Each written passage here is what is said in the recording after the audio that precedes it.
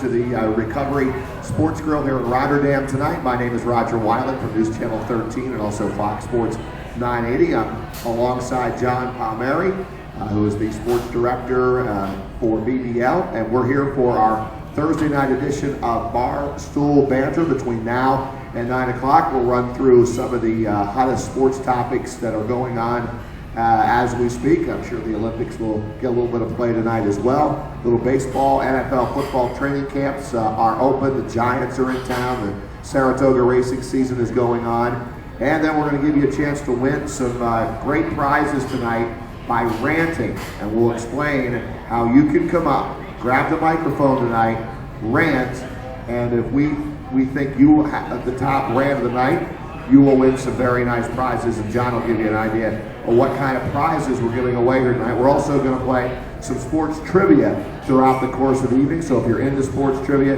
we'll give you a chance to win some prizes from there as well. And John, good evening to you. Good evening, Roger. How are you? Pretty good.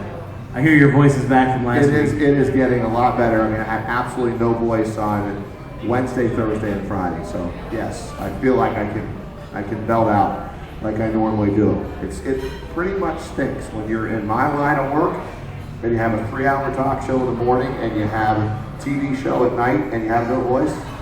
That really just doesn't work. No, it doesn't. No, and I don't think anybody likes to listen to somebody who can't even understand. I think you have a hard time understanding me to begin with, let alone, with my raspy voice and everything else. So yeah, I think we're good to go there. Well, it's good to hear your voice back. All good. And hey, how about surprises tonight? What do you have on tap? Let all the people here tonight in Rotterdam know what prizes we're giving away. Well, for the ranting tonight, we have 2 big prizes. One of them, we'll let the first place finisher pick their prize first, and the second place finisher pick their prize. But our big prize, a pair of field level tickets to tomorrow night's Yankee game down at the stadium. They're playing the Mariners, I believe. They are playing the Mariners. Yeah, That's correct. Pair of field level tickets to the game tomorrow night.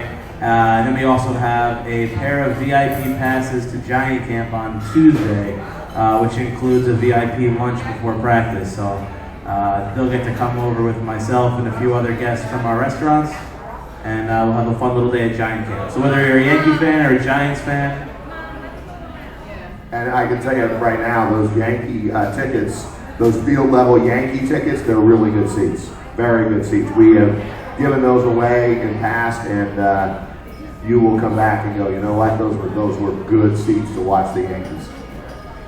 All right, so Roger, since last time I saw you, we actually, for those of you obviously who weren't there, we were in Albany last week. We had Jason Morris on our show. Jason is actually relatively local. He's a Burnt Hills guy.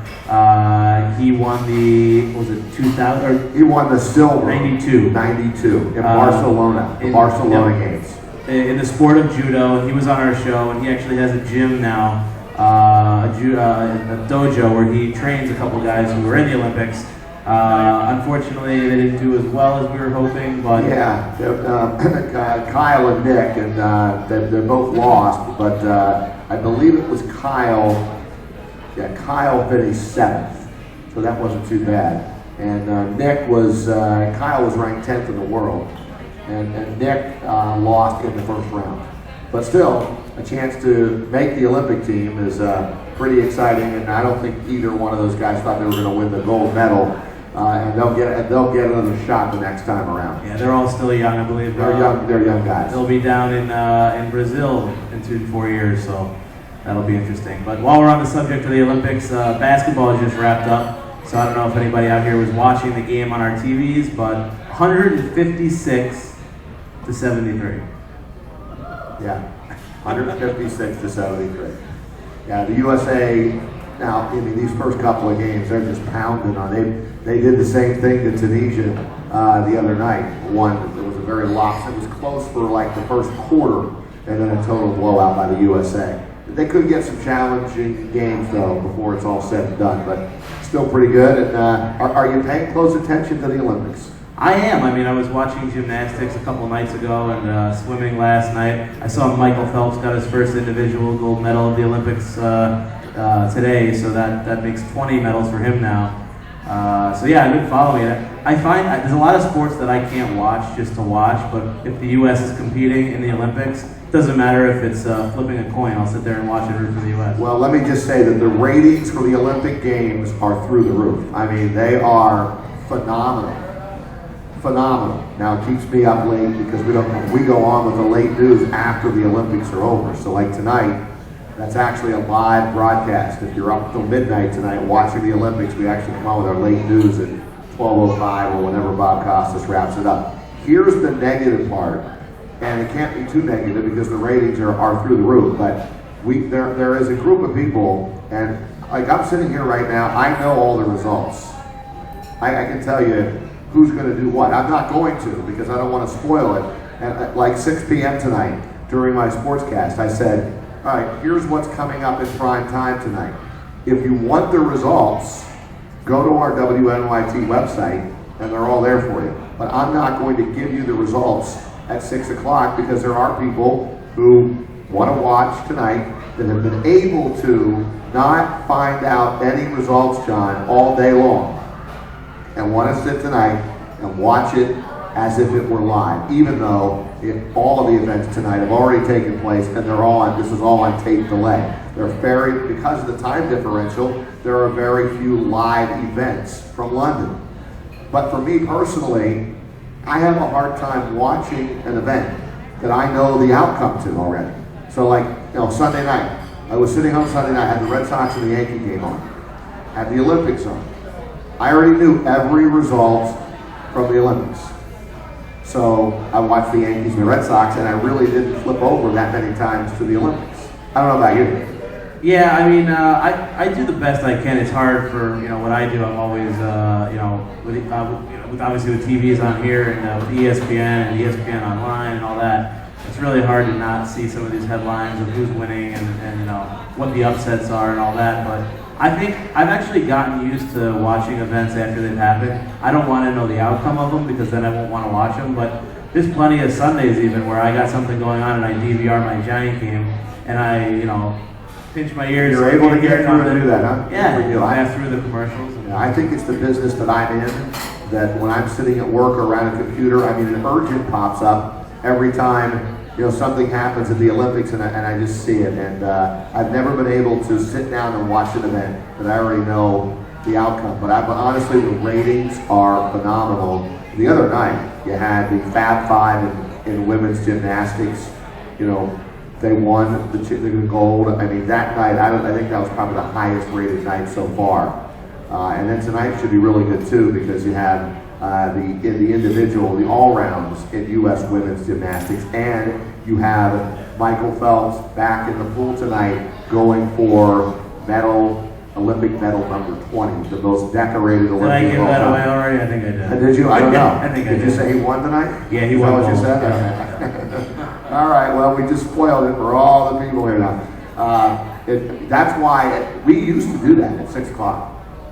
In our sportscast at 6 p.m., in prior Olympics, we would go, all right, we're going to give you a chance to walk away from your set, but just so you know, we are going to give the results of the Olympics right now. So walk away from your set or turn your set down or whatever.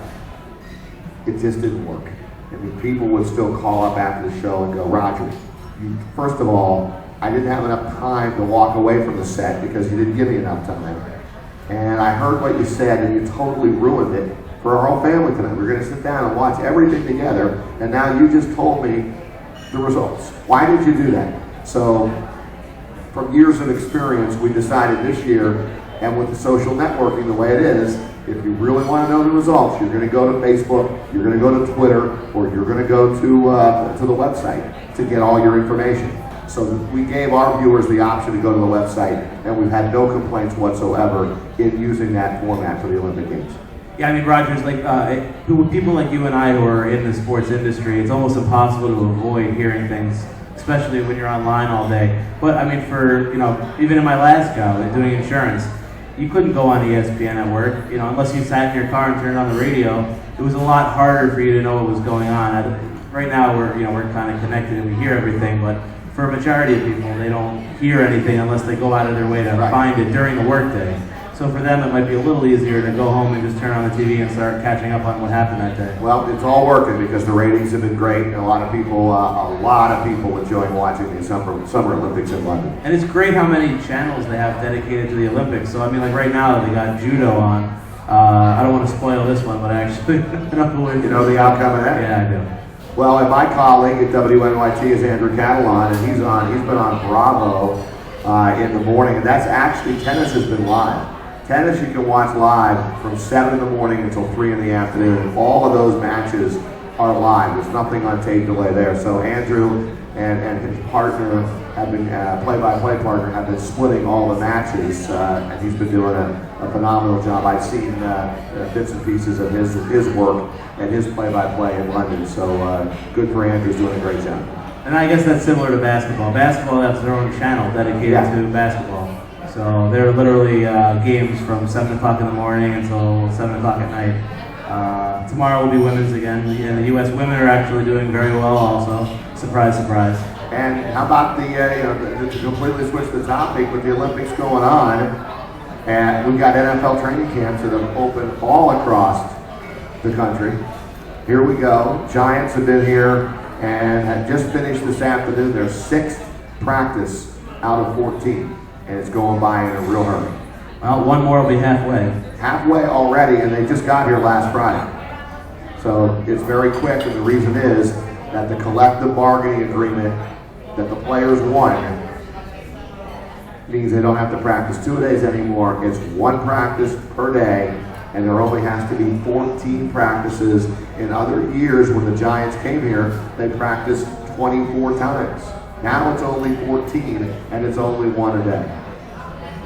I mean, it'll be interesting to see how that affects the start of the season. I don't know how it'll be that big. It might be a bit more of an effect for the rookies, but the veteran guys, I'm sure it doesn't really phase. Well, I interviewed Chris Snee today on my radio show. I interviewed Matthias Kiwanuka on my radio show, and we got into that. And they're like, look, we feel so much better right now. My body's not beat up right now. I feel good. I'm getting all my work in. I came into camp in great shape anyway.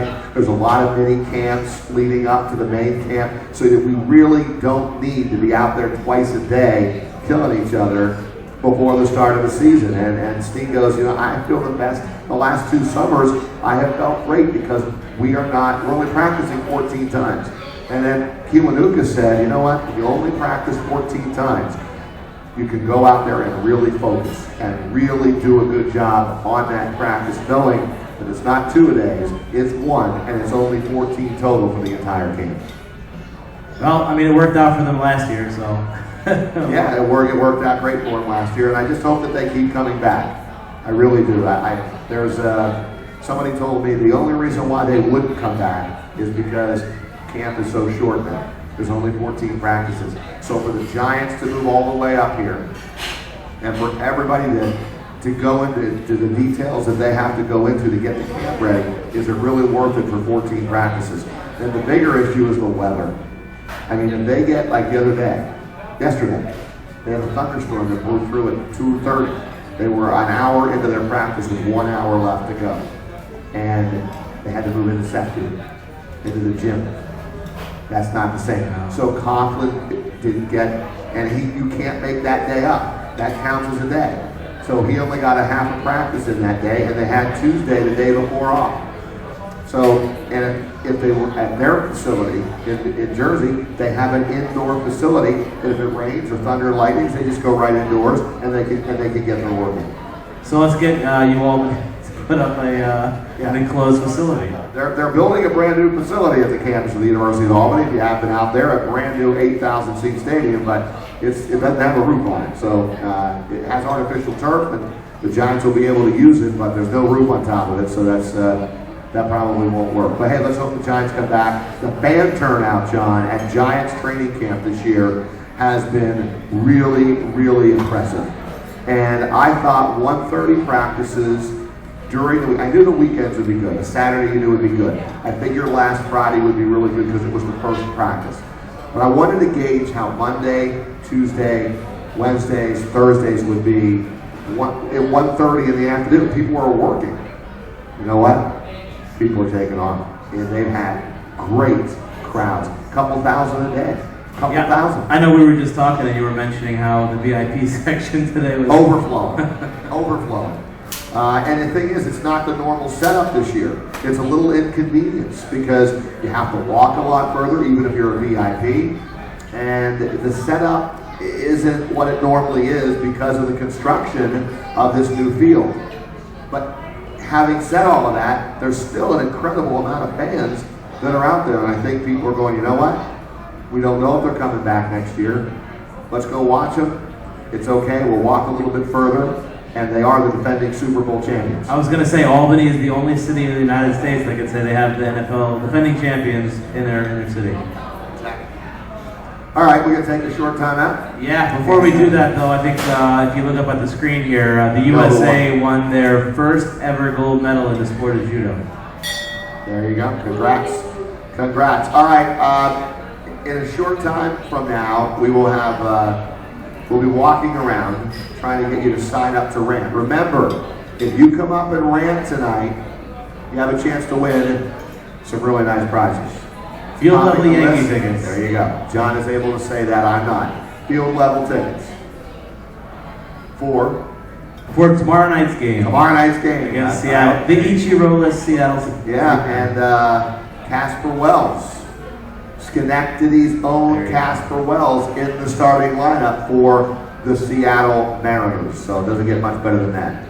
All right, short time out here in Rotterdam tonight. Nice to have you with us for Barstool Banter. We hang until 9 o'clock.